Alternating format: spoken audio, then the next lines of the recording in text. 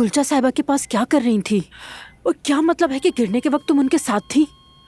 Elif, कहीं तुमने तो धक्का नहीं दिया? नहीं नहीं आपा, आप मेरे बारे में ऐसा कैसे सोच सकती हैं? प्लीज ऐसा मत सोचें। ठीक है, फिर क्या हुआ था? जल्दी बताओ। मैं मेहमत से बात करने गई थी। वो मेरे बच्चे की जगह जानता है। उसने उमर को बताया, पता उसे दिया था मगर मुझे नहीं दिया। मैं वो पता लेने गई थी और कुछ नहीं। अच्छा, फिर? तो फिर गुलचा साहिबा कैसे गिर गई? मेहमत से इनकी बहस हो गई थी। शायद ये भी मेहमत पर भरोसा नहीं करती थी। कह रही थी आयजा को और उमर को जुदा नहीं कर सकोगे, बस यही सब बातें ये कह रही थी। मुझे वहां देखकर ये हैरान हो गई और मुझे कह रही थी कि तुम उसकी मदद कर रही हो। झूठा इल्जाम लगा रही थी मुझ पे। ठीक है एलिफ, मगर ये गिरी कैसे? क्या मेहमत ने इन्हें धक्का दे दिया था? नहीं, ये कहते हुए जा रही थी कि मैं सब कुछ बता दूंगी सबको। फिर अचानक इनका पैर फिसला और ये गिर गई। मेहमत ने मुझे वहां से भगा दिया। कहने लगा अगर किसी ने तुम्हें यहाँ देख लिया तो समझेगा तुमने धक्का दिया है। शायद वो मुझे फंसाना चाहता था, पता नहीं। मैं घबराहट में वहां से भाग गई। फिर ठीक है, तो फिर यहाँ क्यों आई? क्या काम था तुम्हारा? मुझे डर था कि गुलशा साहिबा होश में आकर सबको ये बता ना दे कि उन्होंने मुझे मेहमत के साथ देखा था।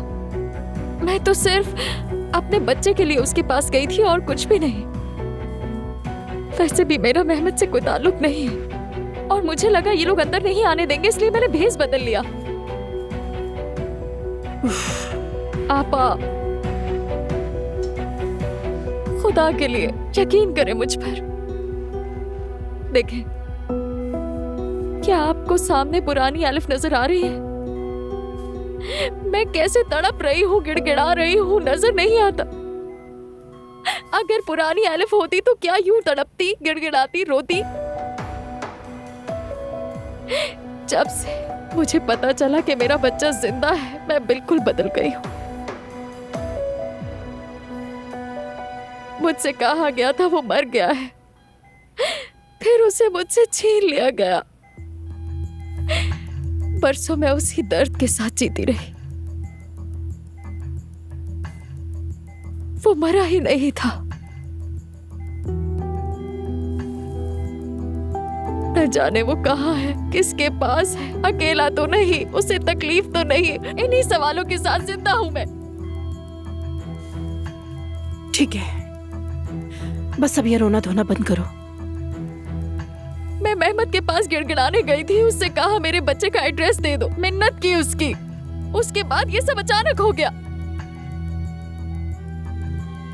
मैं कसम खाती हूँ आपा, इस बार मेरा कोई कसूर नहीं है।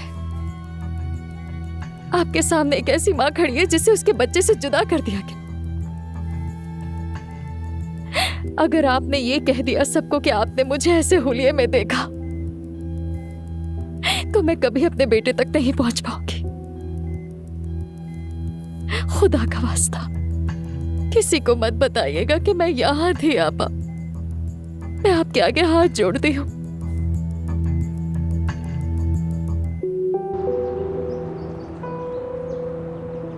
यानी गुलशा को मेहमत ने धक्का दिया है?